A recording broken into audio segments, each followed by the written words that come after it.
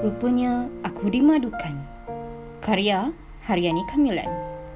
Aku memiliki kehidupan yang cukup sempurna. Punya suami yang sentiasa menunjukkan cintanya kepada aku, sangat bertanggungjawab. Punya 2 anak yang comel. Walaupun kami tidaklah hidup mewah, tetapi kami dilimpahi kasih sayang yang membuatkan aku terlalu bersyukur. Aku adalah seorang suri rumah, manakala suamiku bekerja sebagai penjawat awam. Bagi membantu meringankan beban suami, aku buat jualan online dengan menjual kek kukus air tanganku sendiri.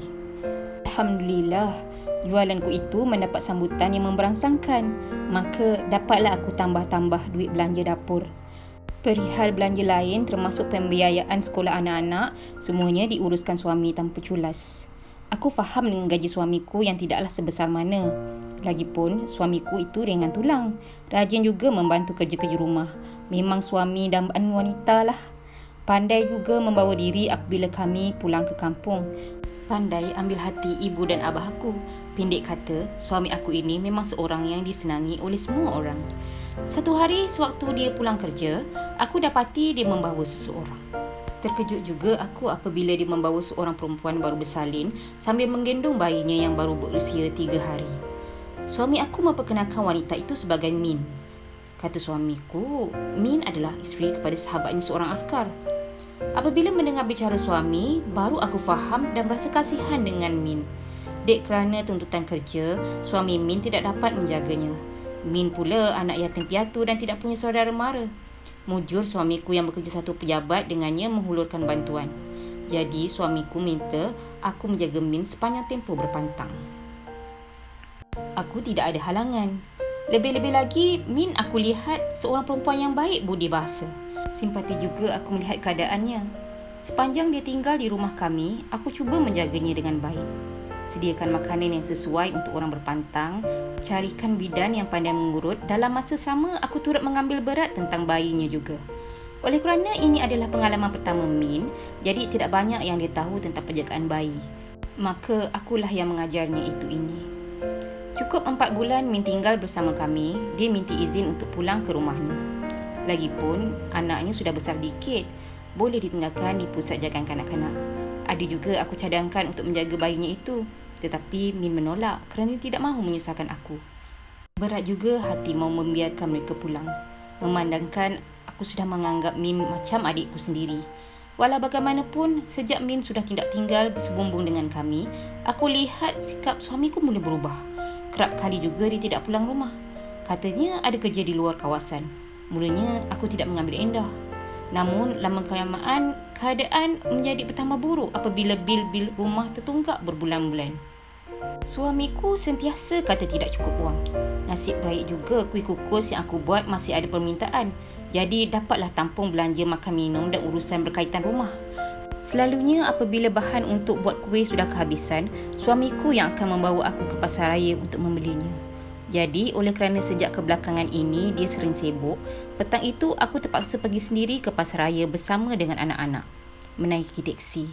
Susah juga sebab anak-anakku yang berusia 3 dan 5 tahun itu sedang lasak. Apabila dibawa ke pasar raya, memang sukar mahu dikawal. Seorang berlari ke sana, seorang berlari ke sini. Hingga tiba-tiba anakku yang berusia 5 tahun itu memanggil aku. Katanya dia nampak Min. Oleh kerana aku dan Min sudah lama tidak bertemu, maka aku tercari-cari juga sahabat suamiku itu. Baru aku nampak kelibat Min dari jauh. Beberapa saat kemudiannya, aku dapat lihat pula suamiku mendekatinya. Entah mengapa aku jadi terkesima. Kakiku bagai terpasak ke bumi. Kaku, tidak mampu melangkah. Cuma aku dapat dengar suara anakku menjerit memanggil papanya. Dan suamiku turut tergamar melihat aku di situ. Daripada isi troli yang dipegang Min, aku menjangka mereka sedang membeli barang-barang rumah. Suamiku terus melangkah ke arahku, langsung mendukung anakku yang berusia 3 tahun. Kata suamiku, dia hanya menemani Min untuk membeli barang-barang keperluan rumah. Dalam hati kecilku terdetik juga. Min itu pandai memandu dan memiliki kereta sendiri. Setakat beli barang rumah pun perlukan teman. Bayinya pun tak dibawa.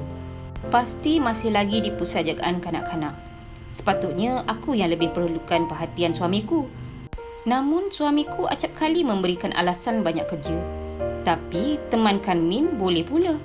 Serta-merta aku dilanda rasa cemburu. Tetapi tidaklah aku tunjukkan di hadapan mereka. Aku tetap memaniskan muka, walaupun jauh dalam sudut hati ditujah pelbagai persoalan tentang hubungan mereka berdua. Seminggu, hati aku tidak tenang. Walaupun sikap suamiku kembali seperti sebelum ini, dia sudah tidak pulang lewat. Malah, ada masa pula bawa kami keluar sekali-sekala. Sepatutnya aku gembira. Tetapi, aku dapat merasakan yang suami aku ada sorokkan sesuatu. Lalu aku memulakan langkah penyiasatan dengan bertanya kepada teman-teman sepejabat suamiku. Nah, naluri seorang isteri memang jarang sekali tersilap. Aku akhirnya mendapat berita yang benar-benar menggoncang kekuatanku sebagai seorang isteri. Rupa-rupanya sudah setahun aku dimadukan. Min yang aku jaga sepanjang tempoh berpantang adalah maduku. Apabila aku minta suamiku berterus terang, katanya dia mengahwini Min di selatan Thailand dan mereka saling mencintai. Dia sendiri tidak sanggup untuk melepaskan Min. Cintanya pada Min dan aku setara banyaknya.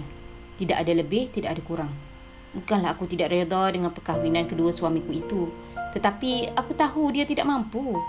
Lebih-lebih lagi dari segi kewangan.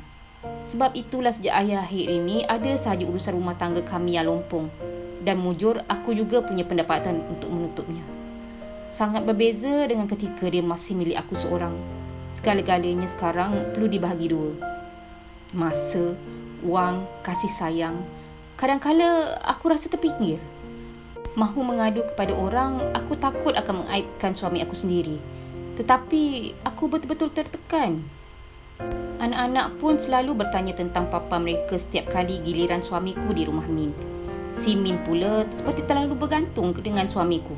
Ada masa walaupun sedang giliran aku, dia pula telefon beritahu anak demam lah, susu anak habis, dia tidak sihat.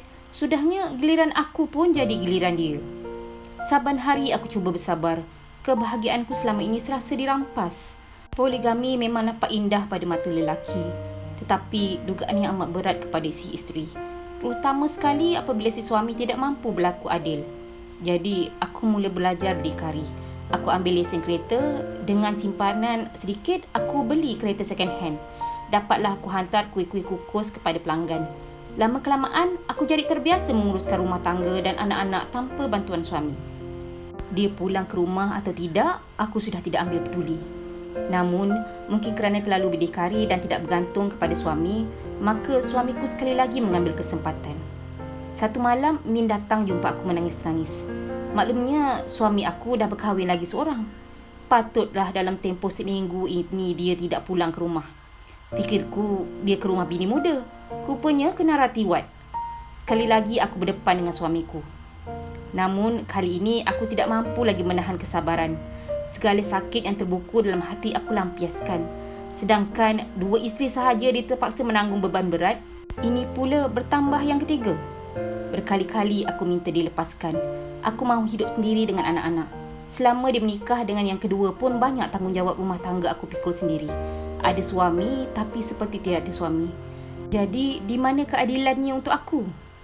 Dek kerana tidak tahan dengan desakan aku berulang kali, suamiku terlafazkan talaknya ke atas aku. Maka, berpisahlah kami.